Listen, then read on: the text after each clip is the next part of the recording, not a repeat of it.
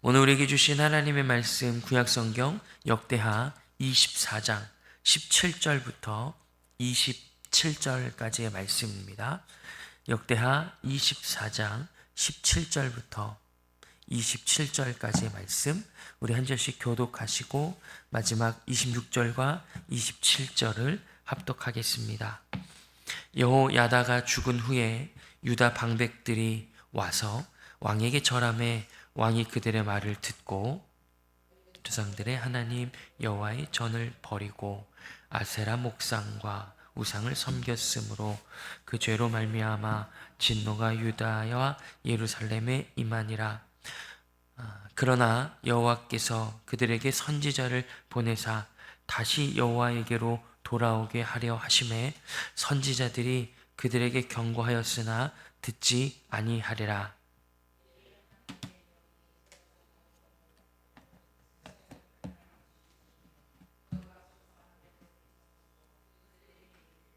하나님이 이같이 말씀하시기를 너희가 어찌하여 여호와의 명령을 거역하여 스스로 형통하지 못하게 하느냐 하셨나니 너희가 여호와를 버렸으므로 여호와께서도 너희를 버리셨느니라 하라. 무리가 함께 꾀하고 왕의 명령을 따라 그를 여호와의 전 뜰 안에서 돌로 쳐 죽였더라. 요아스 왕이 이와 같이 스가랴의 아버지 여호야다가 베푼 은혜를 기억하지 아니하고 그의 아들을 죽이니 그가 죽을 때에 이르되 여호와는 감찰하시고 신원하여 주옵소서 하니라. 1주년 말에 아람 군대가 요아스를 치려고 올라와서 유다와 예루살렘에 이르러 백성 중에서 모든 방백들을 다 죽이고 노략한 물건을 다메섹 왕에게로 보내니라. 적은 무리로 왔으나 여호와께서 심히 그 군대를 그들의 손에 넘기셨으니 이는 유다 사람들이 그들의 조상들의 하나님 여호와를 버렸음이라. 이와 같이 아람 사람들이 요아스를 징벌하였더라. 요아스가 크게 부상함에 적군이 그를 버리고 간 후에 그의 신하들이 제사장 여호야다의 아들들의 피로 말미암아 반역하여 그를 그의 침상에서 쳐 죽인지라. 다윗성이 장사하였으나 왕들의 묘실에는 장사하지 아니하였더라. 반역하는 자들은 암몬 여인 시므앗의 아들 사밧과 모압 여인 시므릿의 아들 여우사밧이더라. 요아스의 아들들의 사적과 요아스가 중대한 경책을 받은 것과 하나님의 전을 보수한 사적은 다 열왕기 주석에 기록되니라. 그의 아들 아마샤가 대신하여 왕이 되니라. 아멘. 계속해서 우리는 역대하 말씀을 통해서 남유다 왕들의 삶과 그들의 선택, 그리고 그 삶과 선택을 보시는 하나님의 평가. 오늘 본문에 보니까 스가랴가 그렇게 기도하고 있죠. 22절에 여호와는 감찰하시고 신원하여 주옵소서라고 기도하는 기도의 제목처럼 하나님은 남유다 왕들을 감찰하시고 그들의 삶을 평가하심으로써 이 남유다의 왕들의 그 정통성, 그 혈통이 다윗의 혈통으로서 객관적으로 보여지는 상황적으로는 그 정통성이 보장되고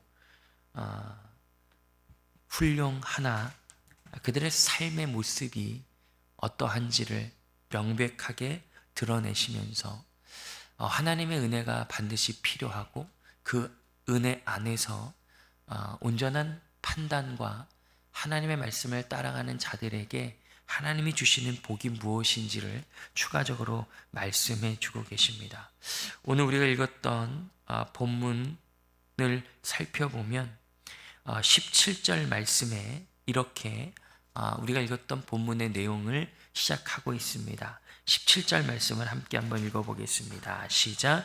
여호야다가 죽은 후에 유다 방백들이 와서 왕에게 절하매 왕이 그들의 말을 듣고 아멘. 여호야다라는 제사장이 있었는데 그 제사장은 요시야 요아스 죄송합니다. 요아스 왕을 섬기고 그리고 그에게 조언하는 제사장이었습니다. 이 요아스는 남유다 8대 왕으로서 7살 때 이미 왕으로 그의 자리가 시작됩니다. 한 40년 정도 통치하는데 항상 그 고모 여호세바라는 여인의 남편인 여호야다, 고모부겠죠. 이 여호야다의 가르침과 조언과 그 도움을 받아서 왕위를 이어갔던 사람입니다. 왜냐하면 이 요아스는 왕이 되기 전에 이 고모의 도움으로 성전에서 이제 6년 정도 그 어렵고 공포스러운 상황들을 숨어서 보호받았기 때문이죠. 그러고 나서 이 요아스가 왕이 되어서 자신의 왕의 역할을 감당합니다. 오늘 읽었던 본문 이전에 보니까 그 요아스가 참 잘했던 일이 있었는데 그것은 무너진 성전을 재건하는 일이었습니다. 성전은 예배, 성전은 하나님과의 관계, 성전은 하나님 앞에서의 결심이라는 상징인데 그것을 쌓았던 거죠. 잘했던 것으로 보여집니다. 훌륭한 업적을 쌓았습니다. 하지만 오늘 다시 한번 17절을 보시면 여호야다가 죽은 후에 그의 결정과 행동과 그의 평가가 달라지는 것을 알 수 있습니다. 요아스는 여호야다가 죽자 악한 지도자들의 말을 듣기 시작합니다. 그래서 우리 읽었던 내용들을 보니까 18절에 여호와의 전을 버리고 자신이 재건했던, 자신이 다시 쌓았던 그 여호와의 전, 예배와 제사와 순종의 길을 저버리고 아세라 목상과 우상을 섬겼다, 이렇게 기록합니다. 그 이유, 그 시작점이 무엇이냐면 여호야다가 죽은 이후라는 것이 오늘 우리에게 주는 본문의 가장 큰 메시지입니다. 여호야다가 요아스와 함께 했던 것은 복이었습니다. 은혜였습니다. 하나님께서 그에게 허락해 주신 멘토이기도 하고요, 스승이기도 하고 조력자이기도 하고, 또 청년들이 읽는 큐티 해설집을 보니까 오른팔이었더라, 이런 해석도 있는데 어쨌든 돕는 자, 하나님께서 요아스에게 주신 돕는 자로서 그가 있었는데 아마 여호야다가 죽은 이후에 요아스가 우상을 섬겼던 것을 보아 그는 여호야다가 단순히 조력자로서 돕는 자로서 생각하지 않고 그를 의지했던 것으로 보여집니다. 그렇기 때문에 그가 죽자 요아스는 바로 다른 선택과 다른 결정들을 해나가기 시작합니다. 그래서 그의 인생에 마치는, 그의 인생을 마감하는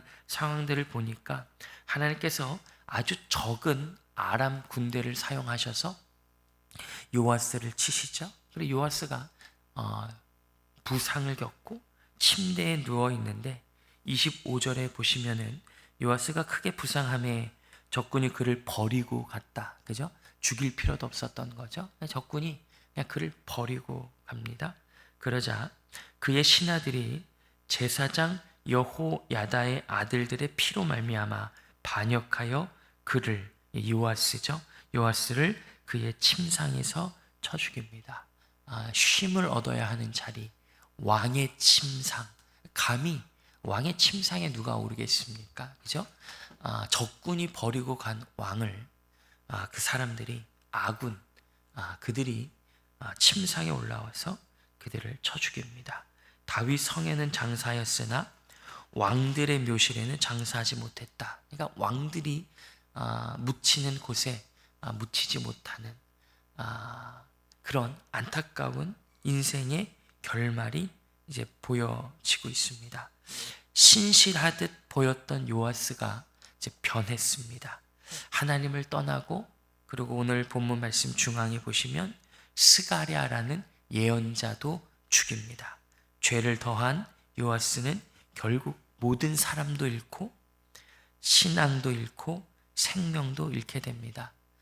그는 보이는 성전은 다시 쌓을 수 있었을지 모르겠지만 그의 믿음, 그의 삶, 그의 신앙, 그의 인생은 쌓지 못했던 것처럼 보입니다. 그 이유가 무엇이냐? 그 핵심이 무엇이냐? 하나님의 말씀, 하나님을 신뢰하지 않고 의지하지 않고 자신에게 하나님께서 허락해 주시는 조력자인 여호야다를 신뢰하고 의지했기 때문이다라고 오늘 본문은 정확하게 우리들에게 말씀하고 있습니다. 그는 홀로 서지 못했던 것으로 보입니다. 하나님께서 돕는 자로 허락해 주신 여호야다를 의지하는 실수를 범함으로 보이는 성전은 재건했을지 모르지만 그의 인생, 그의 신앙은 재건하지 못하는 너무나 안타까운 삶의 마감을 맞이했습니다. 하나님께서는 이런 안타까운 모습을 우리들에게 여지없이 보여주심으로써 우리도 이 땅을 살아갈 때에 허락해 주신 스승, 제자, 선배, 후배, 목회자, 여러 다양한 조력자들, 돕는 자들, 섬기는 자들을 허락해 주실 때 그들을 섬기는 자로서 하나님께서 주시는 돕는 자로서 인식하고 인정하고 사랑함으로 그들을 통해 하나님을 의지해야 하지, 그들을 의지하면 우리 인생은 여지없이 실패와 안타까움으로 마감될 거라고 말씀하고 있습니다.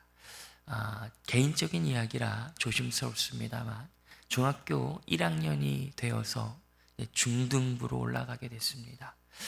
그날은 매우 소란스러운 날이었습니다. 새로운 전도사님이 오신데, 새로운 교육자분이 오신데, 편견이겠죠. 선입견이겠죠.